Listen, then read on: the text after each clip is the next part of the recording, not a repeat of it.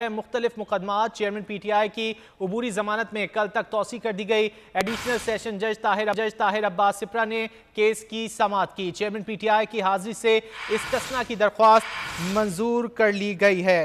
Chairman PTI के खिलाफ 6 मुख्तलिफ मुकदमात चेयरमैन PTI की उबूरी जमानत में कल तक के लिए तोसी कर दी गई है। एडिशनल सेशन जज ताहिरा ने केस की समाअत की है। चेयरमैन PTI की हाजिरी से इस्तिस्ना की दरख्वास्त मंजूर कर ली गई है। चेयरमैन PTI के खिलाफ 6 मुख्तलिफ मुकदमात हैं। चेयरमैन PTI की उबूरी जमानत में कल तक की तोसी कर दी गई है। एडिशनल सेशन जज ताहिर अब्बास सिप्रा ने केस की समाअत की है।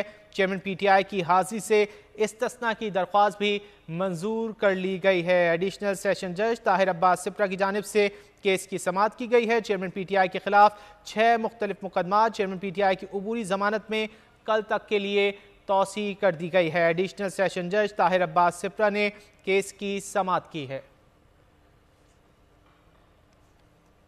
आगे बढ़